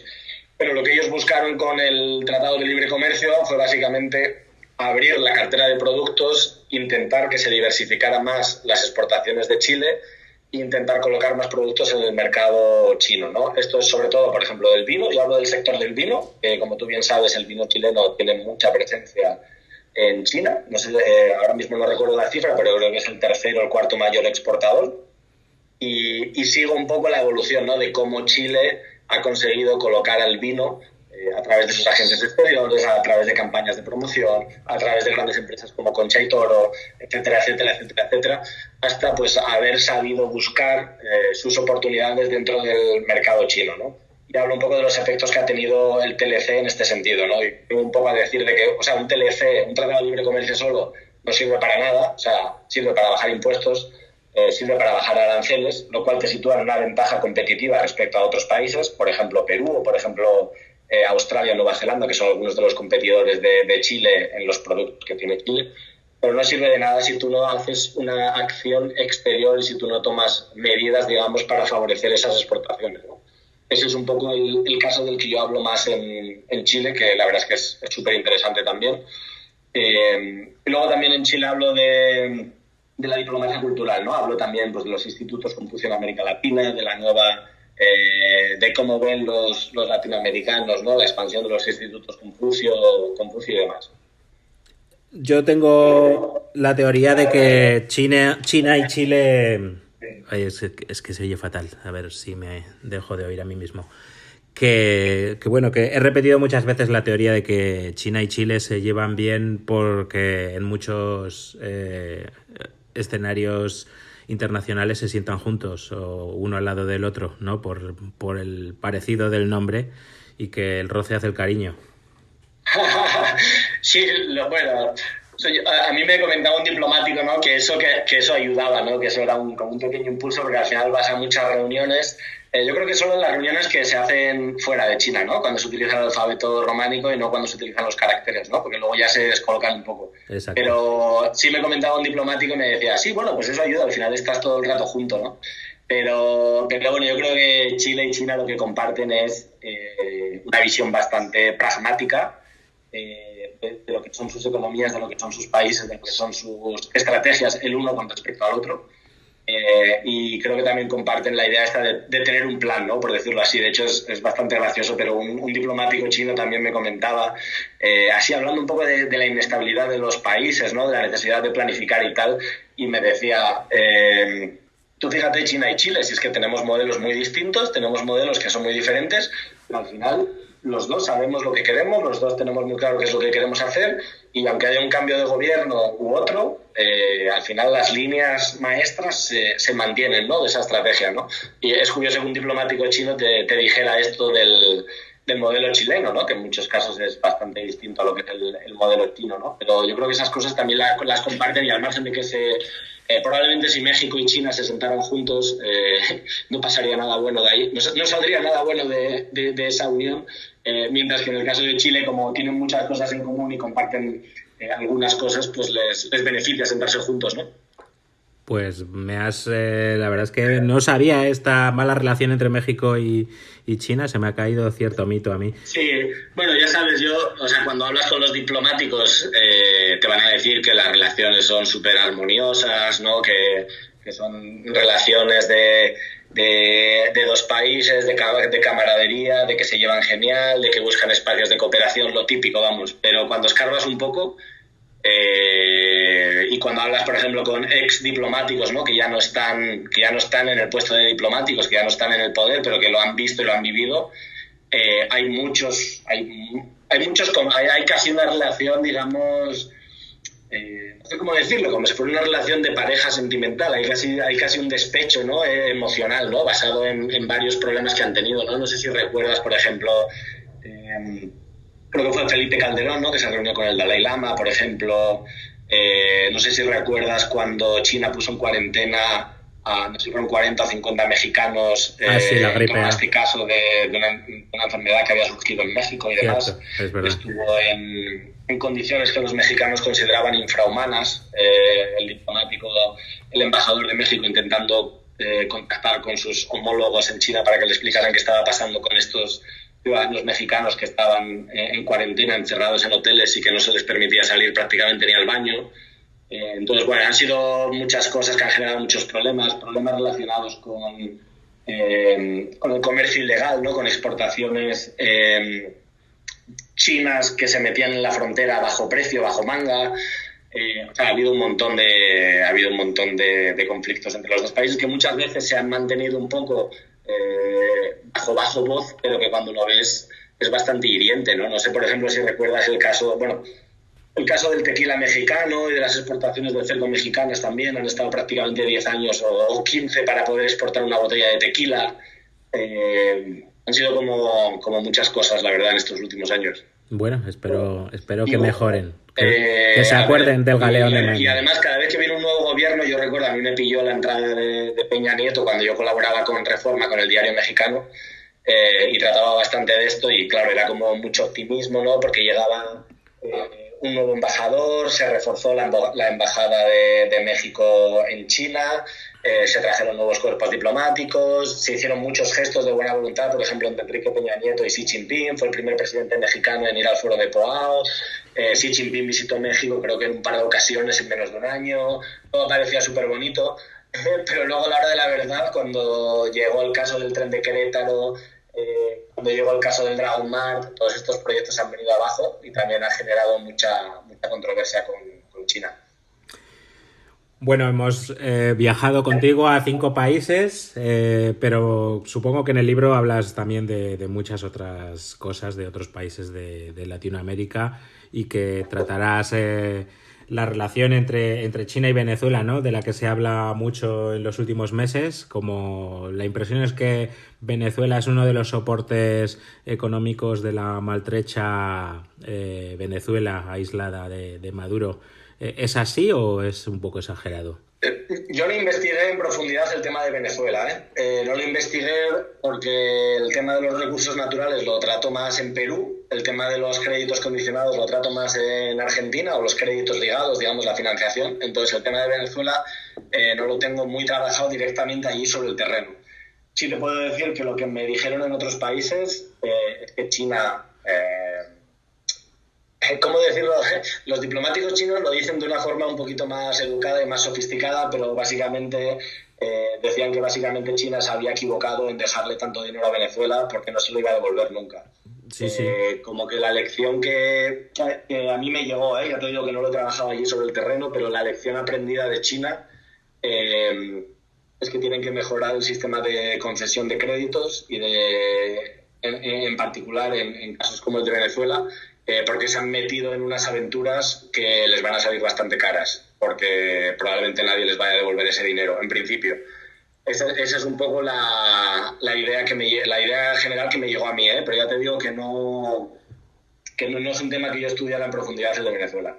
Debes tener bastante razón, porque yo recuerdo una visita creo que era un vicepresidente venezolano, no sé si es el que, bueno, creo que tienen varios vicepresidentes, que cuando estuvo en China, reunido con un banquero, uno de los presidentes de los grandes bancos estatales, y yo estaba alucinado por escuchar cómo el banquero le estaba echando una bronca a Venezuela, porque decía que les habían prestado un dinero y que no sabían dónde estaba, y eso...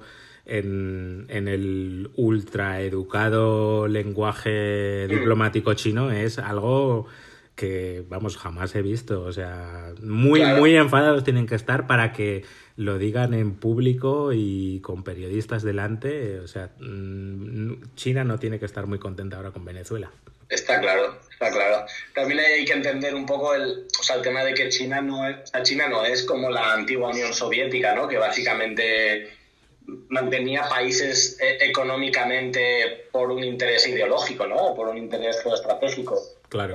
China, por lo menos hasta ahora, hay una estrategia, ¿no? Que se llama money first, ¿no? O sea, lo primero aquí es la pasta. Y en prácticamente todas sus relaciones, incluso con países, digamos, de izquierdas que tú digas, supuestamente, ¿no? Hay una conexión ideológica, al final ahí lo que manda es la pasta. Y como no salgan las cuentas, pues a China no le va a hacer gracia, ¿no? Entonces, A mí me ha llegado eso, que estaban trabajando en nuevos modelos de financiación en los cuales se minimizara el riesgo o sencillamente no conceder créditos cuando sabes que hay países que están atravesando por situaciones súper complicadas, súper complejas y que probablemente nunca te vayan a devolver el dinero. Y China también ahí, yo creo, está pagando el pato, ¿no? De aprender. Como decía el diplomático chino estamos aprendiendo y la única forma de aprender es perdiendo dinero. Y yo creo que ese puede ser ahí han sufrido la novatada. Ha salido bastante cara, yo creo. Muy bien. Y bueno, relacionando un poco el tema de Venezuela, quizá podríamos pasar un momento por Cuba, aunque tampoco viajaste allí, no sale en tu libro, pero la relación es bastante extraña. Yo nunca, en mis años allí, no la conseguí entender porque es una relación muy de partidos, el Partido Comunista Chino y el Partido Comunista Cubano, y por tanto muy secretista. A veces las visitas de los líderes cubanos a China eran similares a las de los norcoreanos, no se conocía nada y yo no sé muy bien cómo maneja China a aquel país, que yo creo que económicamente no le puede aportar nada y por tanto no sé muy bien cómo funciona. Yo, sí estuve en Cuba, estuve un mes allí y sí estuve investigando el tema. Lo que pasa es que al final no lo metí en el libro porque bueno, me parecía que no tenía suficiente empaque y por el mismo tema que tú dices de secretismo y de dificultades que tienes en Cuba, ¿no? Para contactar con la gente, la verdad es que no pude llegar a un nivel de profundidad óptimo, así que al final no lo incluí. Cuba también es un país que tuvo mucha migración china, ese es un tema interesante. Como tú dices, hay una relación muy de partidos. Yo la sensación que obtuve, también una sensación un poco superficial, pero que igual encaja un poco con lo que tú has dicho, yo creo, es la de sí, una relación de partidos que de hecho sufrió muchos problemas durante la Guerra Fría, porque en el enfrentamiento, digamos, si tú recuerdas en los años 60, ¿no? Hay prácticamente una guerra, una mini guerra, por decirlo así, entre Rusia y China, ¿no? Claro. En ese momento Cuba se alinea por completo con la URSS, ¿verdad? Porque es su principal soporte. Y hay una especie de rencilla histórica ahí que yo no sé si está resuelta del todo, ¿no? Una especie de animadversión, ¿no? De esa época en la que Cuba realmente le dio la espalda a China. Incluso vas al museo allí de la Revolución en La Habana y puedes ver incluso cosas contrarias, ¿no? Criticando a Mao Zedong y todo el rollo, es bastante interesante. Y luego ya por volver a la época más contemporánea, yo lo que a mí me ha parecido ver es, como tú dices, ¿no? Que China realmente no sabe muy bien qué hacer con Cuba, porque Cuba es un país a China no le funciona muy bien en el sentido de que es una economía súper cerrada, con unas inversiones súper cerradas, donde es muy difícil comerciar, donde es muy difícil invertir, y donde Cuba, algunos de los compromisos, ¿no? que había asumido con China realmente no los puede llevar a cabo porque no tiene dinero, ¿no? Hubo una época en la que muchos estudiantes chinos iban a estudiar a Cuba. De hecho, hubo un proyecto muy ambicioso, ¿no? de que básicamente Cuba le pagaba todo a los chinos, ¿no? para que fueran ahí a estudiar. ¿Qué pasa? Que claro, cuando los chinos llegan a Cuba y se dan cuenta de que no tienen ni acceso a internet ni agua caliente en las habitaciones, pues de repente se quieren dar la vuelta, ¿no? Entonces ha habido varios proyectos de estos en los que, como tú dices, ¿no? China no sabe muy bien qué hacer con Cuba porque como sigue anclado, digamos, a pesar de las leves transformaciones recientes, ¿no? Pero sigue anclado en un modelo en el que a China no le sirve ni para invertir, ni para exportar, ni para prácticamente nada, ¿no?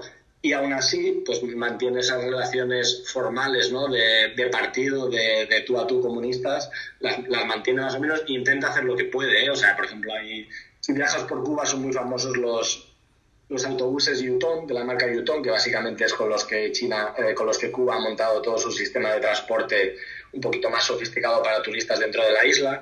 Ves muchos taxis que son Geely, por ejemplo. Ha habido muchas exportaciones, por ejemplo, de maquinario médico y demás. Hay algunos proyectos de inversión chinos. Entonces hay algunas cositas, pero es verdad que a China no le acaba de funcionar del todo porque realmente la economía cubana, en el contexto de globalización y de expansión en el que está China, no le cuadra muy bien, ¿no? Me has recordado cuando has mencionado lo de los estudiantes chinos en Cuba, varios que conocí de nuestra edad que fueron allí y yo a estudiar español y les preguntaba, bueno, pues os lo pasaríais bien allí, ¿no? Con el buen tiempo, la playita y tal, y todos tenían muy mal recuerdo. Y yo decía, pero ¿cómo es posible si Cuba es un paraíso? Yo pensaba que era por la inadaptación china a un sitio así tan diferente, pero a lo mejor también pues era un poco los problemas económicos, ¿no? de Sí, la isla. Cuba es un país muy complicado. Cuba es un país con mucha escasez de muchas cosas. Y los chinos que ahora mismo están... en los últimos años, ¿no? Después de los traumas del comunismo, se han lanzado al materialismo, ¿no? Y al materialismo salvaje en algunos casos, pues cuando llegan a Cuba y no pueden ir a un centro comercial, ni a un supermercado, ni comprar un iPhone, ni comprar cosas en Taobao, pues claro, les peta un cable en la cabeza, por decirlo así, ¿no? Y luego también el tema cultural, ya sabes que a los chinos no les gusta mucho ir a la playa, no les gusta mucho bailar salsa, por decirlo así, aunque a veces lo hagan en los parques, ¿no? Y demás, pero yo creo que son las dos cosas, ¿no? Tanto y si a eso le añades que los chinos son un poco racistas, pues entonces ya es un montón de elementos, ¿no? Bueno. Cuba básicamente es todo lo que los jóvenes chinos no quieren ser, ¿no? Es un poco la China de sus padres o de sus abuelos, ¿no? Es un poco la China de Mao, por decirlo así, con más sol y más playa, pero es un poco la China de la que ellos quieren escapar. Mencionas en la introducción, no sé si luego lo vuelves a tratar en el resto del libro, el famoso tema del canal de Nicaragua, que no sé muy bien en qué situación está. ¿Finalmente se va a hacer? ¿No se va a hacer? ¿Cuáles son los problemas? Es otro tema que yo no analicé en profundidad, ¿vale? No estuve en Nicaragua. Hasta donde yo sé, no se va a hacer. Y creo que se trata... o sea, lo último que yo he leído es que ya se había paralizado prácticamente por completo. Eso es lo que yo he escuchado, lo último. Y creo que es otro de estos grandiosos proyectos, ¿no? A bombo y platillo que se anuncian en los medios de comunicación con cifras multimillonarias que al final no se acaban realizando, ¿no? Yo creo que esto hay una académica en Estados Unidos que habla de los proyectos zombie, ¿no? Que son estos proyectos que se anuncian, ¿no? Multimillonarios, que se publican, ¿no? Con lo cual siguen ahí en Internet y que de repente nadie cuando luego no se llevan a cabo, no tienen la misma repercusión mediática que cuando se anunciaron, ¿no? A bombo y platillo. Entonces, están ahí en el imaginario colectivo, ¿no? Que China ha hecho o va a hacer un canal de Nicaragua que va a controlar por completo de forma geoestratégica, ¿no? Para competir con el canal de Panamá, supuestamente bajo control de Estados Unidos. O, por ejemplo, el proyecto este del gran tren, ¿no? El tren de la soja que va a unir el Atlántico con el Pacífico, del cual todavía no se ha construido ni una línea de tren, ¿no? Entonces, a mí me recuerda un poco a estos proyectos un poco ambiciosos, multimillonarios, que al final no se acaban realizando, ¿no? Se convierten en proyectos zombie. Hasta donde yo sé, por lo que pude averiguar ya cuando estaba en China también, porque estudié un poquillo este tema, esto fue una... No lo sé a ciencia cierta, pero lo que a mí me ha llegado es que fue una aventura de un empresario chino con ciertas conexiones en el poder y que realmente ni el Ministerio de Exteriores ni el gobierno chino le estaba dando mucho apoyo a esto porque lo veía inviable. Y bueno, todo parece apuntar a que efectivamente no se va a llevar a cabo. Pero hace años parecía que iba a abrir China como 4 o 5 alternativas, ¿no? El canal de Panamá, entre el canal seco de Guatemala, sí. Luego algo también en Colombia. El de Colombia también. Parecía como que iba a taladrar Latinoamérica del Atlántico al Pacífico y al final no va a salir nada de esto. Ninguno de esos proyectos va a cristalizar. A ver, de esos tan grandes y tan ambiciosos, de los que hemos mencionado, yo creo que no va a salir ninguno de los dos, ni el canal de Nicaragua. Además, ahora el canal de Panamá, al parecer, se ha expandido muchísimo, va a tener cada vez más capacidad. Ten en cuenta el tema de la crisis que ha hecho que disminuya el comercio. Hasta recientemente, por ejemplo, el comercio entre China y América Latina ha tenido un par de años de bajada y ahora de repente parece que vuelve a repuntar, a estar a los niveles del 2010 o algo así. Entonces, ha habido menos comercio, el canal de Panamá se ha ampliado, con lo cual la supuesta necesidad, el supuesto incentivo, que era que el canal de Panamá no daba abasto para todo el tráfico, pues ha desaparecido, ¿no? Entonces, yo creo que ese proyecto no se va a llevar a cabo. El proyecto del tren de la soja de Brasil a Perú, del Atlántico al Pacífico, es súper complejo, requiere muchísimo dinero y yo creo que no se va a llevar a cabo. El AVE, por ejemplo, de Querétaro a Ciudad de México, ya se ha cancelado también. Hubo otro proyecto de AVE, por ejemplo, de Río a Sao Paulo, que tampoco se va a hacer. O Ha habido muchos casos de esto, sobre todo los más grandes y los más mediáticos, que no se han hecho.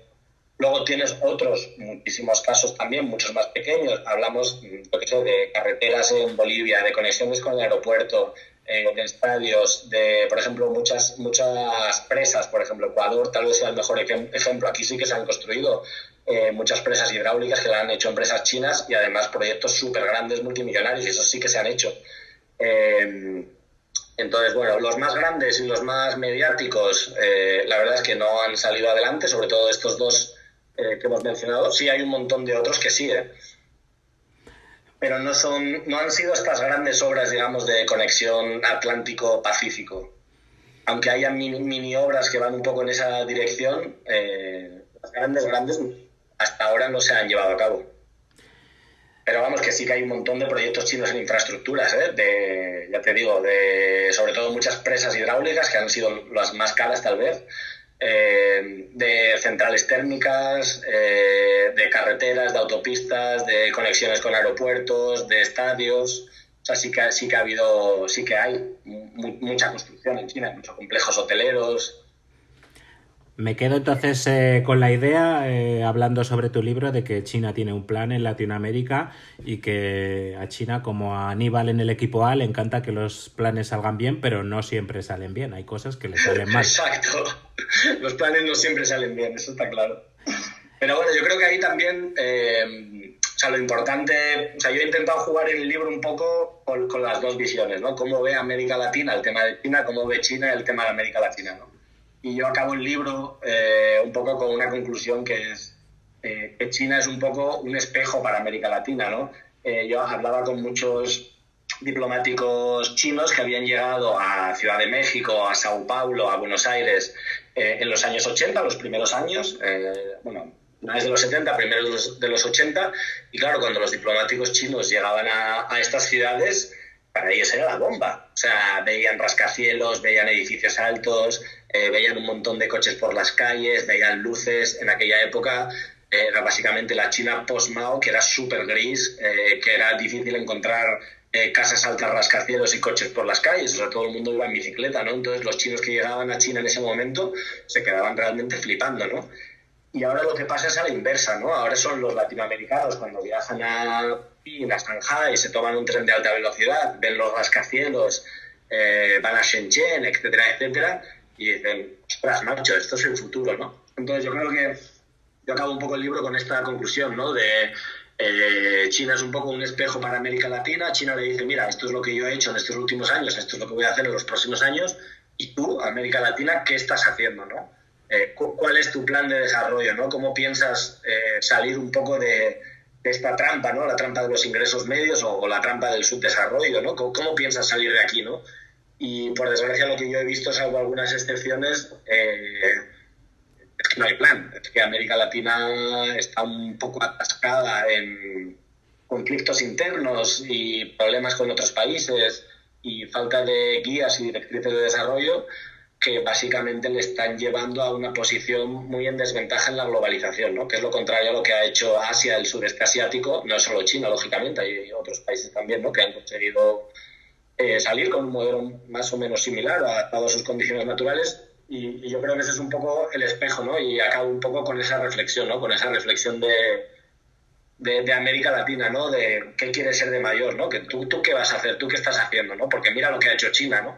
Y bueno, esa es un poco la conclusión, un poco triste si lo quieres ver así desde el punto de vista latinoamericano, ¿no? Bueno, esperemos que mejore con el tiempo. Hay un tema que a mí me parece interesante, no lo mencionas en la introducción y no sé si hablas de ello en el libro, pero es Taiwán, que por cierto ayer aprobó el matrimonio homosexual y bueno, Taiwán en Latinoamérica tiene su principal bastión diplomático, muchos países de allí como Paraguay, Nicaragua, curiosamente Nicaragua que se supone que es un régimen afín a China, pues no tiene relaciones con Pekín, Guatemala, la República Dominicana, ¿se ha pasado a China recientemente? Creo que sí. No lo tengo claro. Recientemente creo que ha sido Costa Rica, yo creo que Panamá, no sé si ya ha pasado también. Y El Salvador, sí, República Dominicana también se ha pasado, sí. Estos 4 últimamente. Y bueno, ha sido sobre todo ha habido mucha ofensiva diplomática china en estos países con la llegada de Tsai Ing-wen al gobierno taiwanés.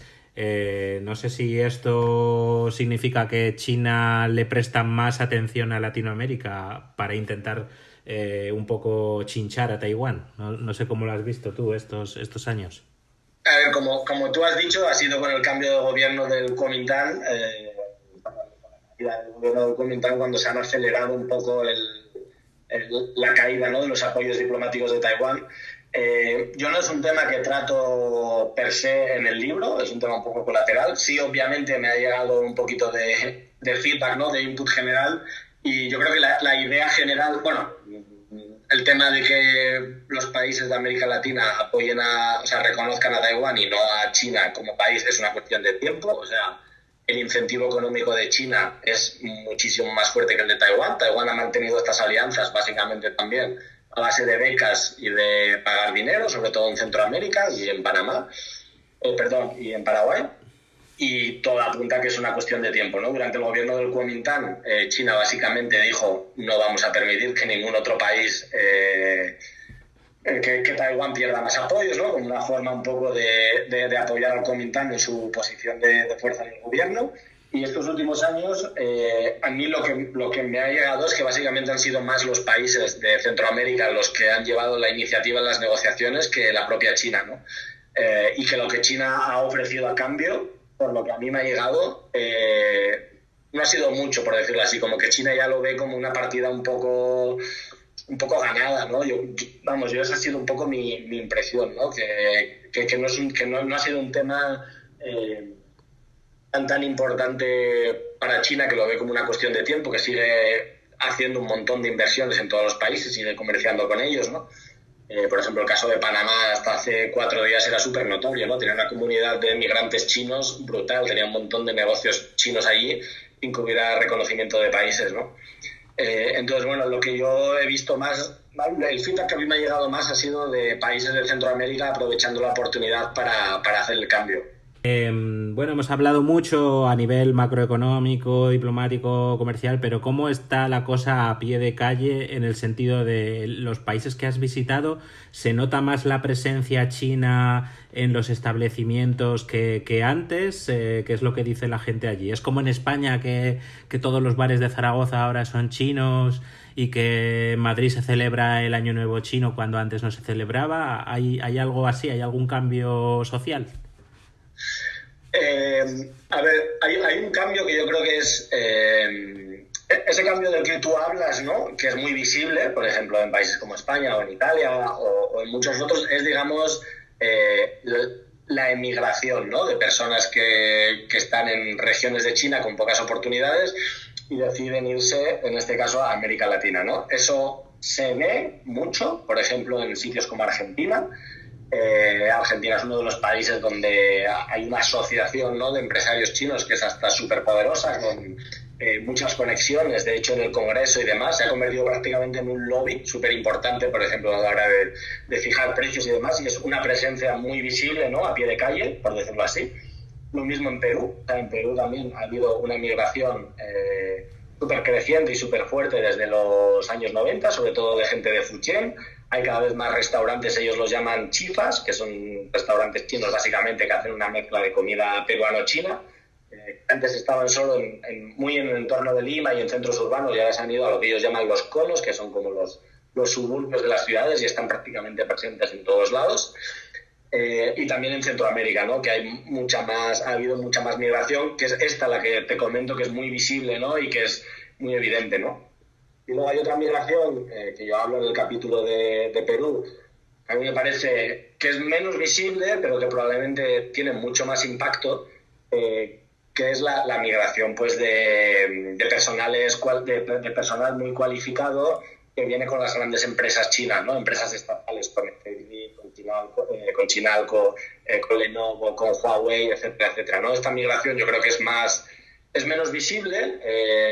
En muchos casos, de hecho, esta migración no se relaciona con la otra migración china, porque son personas que vienen de regiones distintas, que tienen niveles socioeconómicos súper distintos, pero al final es esta otra migración más invisible, por decirlo así, menos visible, sencillamente porque son menos, no por otra cosa, la que yo creo que dice más sobre la China de hoy y la que yo creo que tiene un mayor impacto sobre el conjunto de las sociedades latinoamericanas, ¿no?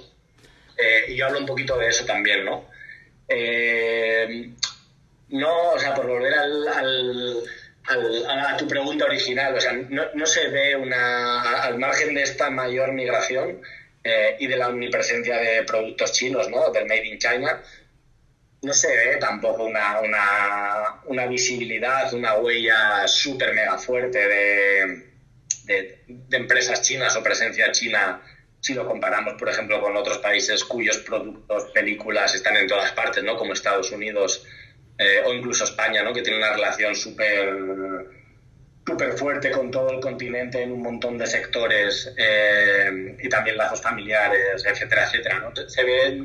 No es una presencia súper abrumadora, digamos, en todo el continente, o al menos yo no lo vería así al margen de esta migración en algunos países, que sí que eso sí es muy visible. Eso sí que se da mucho en Argentina, en Perú, en Panamá, por ejemplo. Yo leí hace años que hubo cierta polémica, no sé si fue tanto o no, en Buenos Aires. ¿Perdón, Antonio? ¿No te he escuchado bien? Que digo que hace unos años leí sobre cierta polémica que hubo en Buenos Aires porque se quería construir en el barrio chino uno de estos arcos que marcan la entrada, ¿no?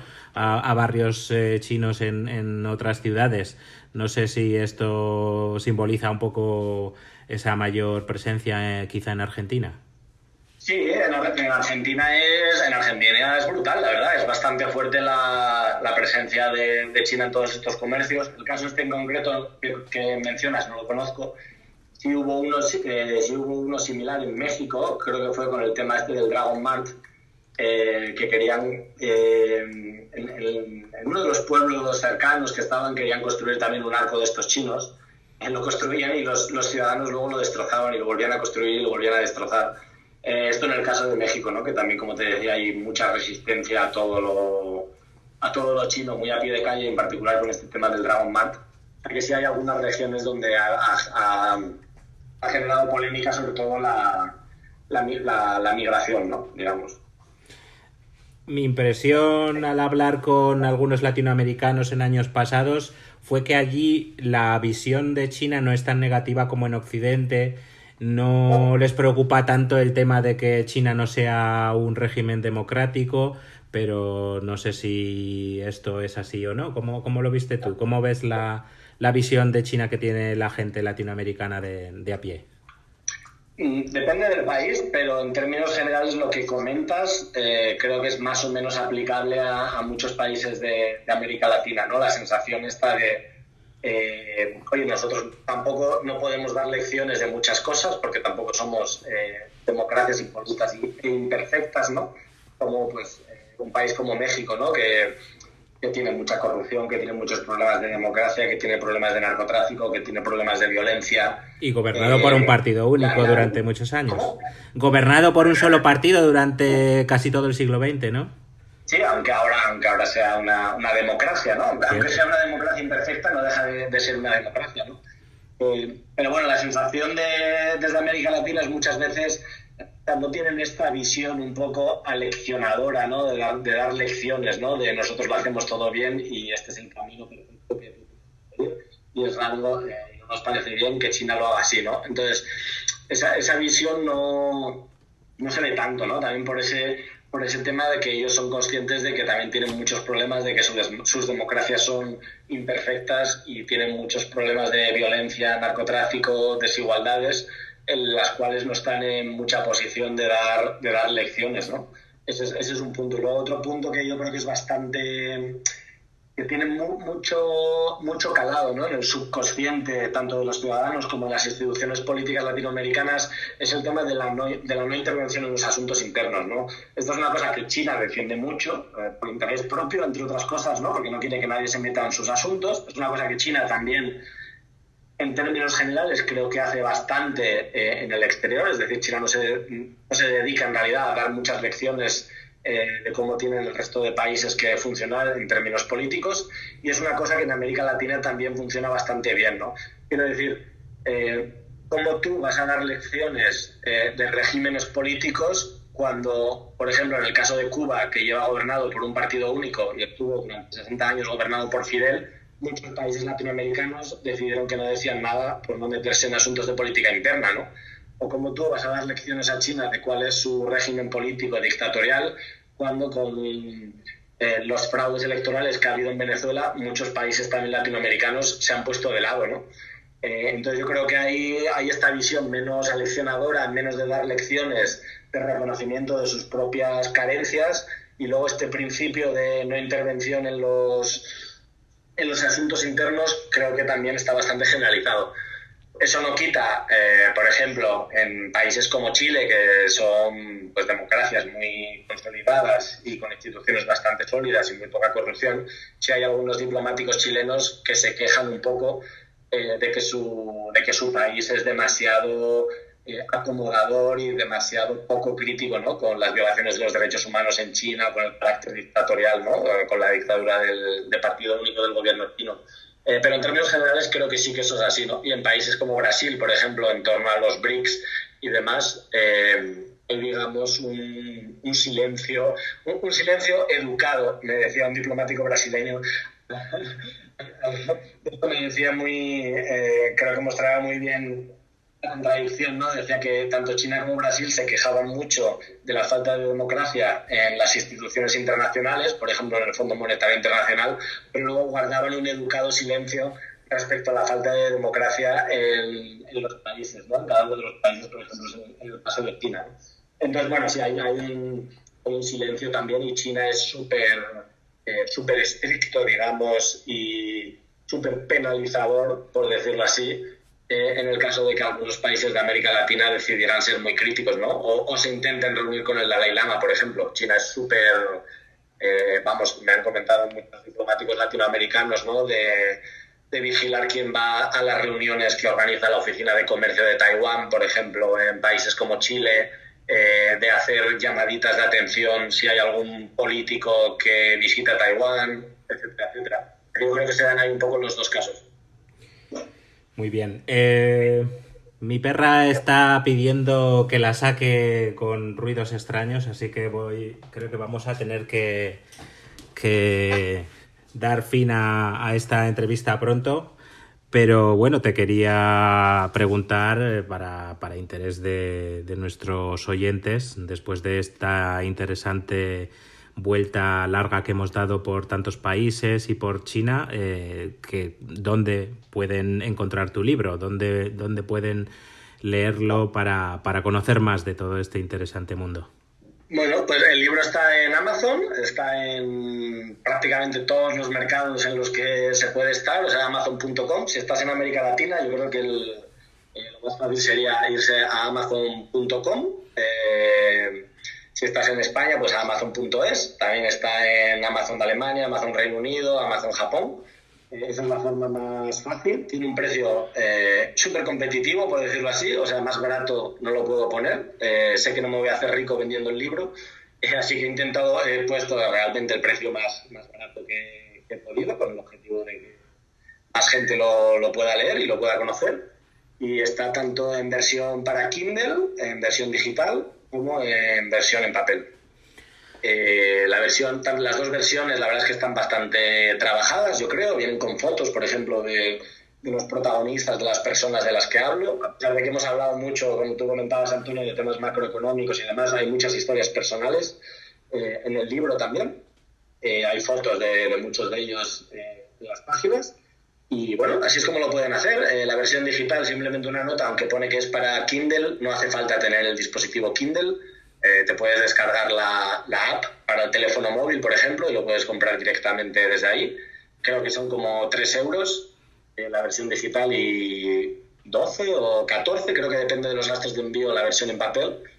Que yo creo que para el trabajo, que es bastante exhaustivo y que me ha llevado, la verdad, muchísimo tiempo elaborarlo, tanto por la investigación en el terreno como luego por la contrastación, yo creo que es un buen precio para lo que se ofrece, que creo que es bastante. ¿Y dónde te pueden seguir los lectores para que nos sigas contando cosas sobre China, que me imagino que lo seguirás haciendo, porque el que vive años en China ya sabemos lo que pasa, que no podemos olvidarnos, ¿no?, de aquel curioso mundo. Sí, pues en SciChina voy a empezar a publicar ahora cosas sobre el libro, voy a publicar algunos fragmentos del libro, algunos gráficos. Ese es el mejor sitio para poder seguirme la pista o para poder saber más sobre el libro también, que lo iré poco a poco anunciando allí también. Vale, que es para que los lectores nuevos lo sepan, es scichina.net. Exacto. Y nada, si quieres, bueno, te puedo pasar también el link tanto a la página de Amazon en Estados Unidos como en España.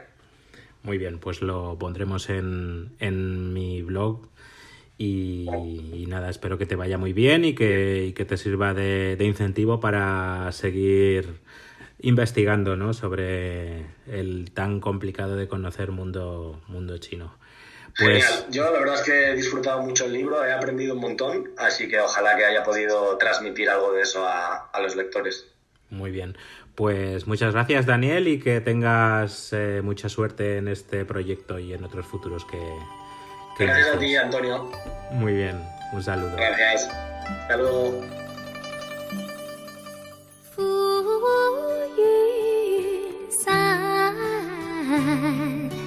明月照人来，团圆圆美满，今朝醉，清浅池塘，鸳鸯戏水。红纱。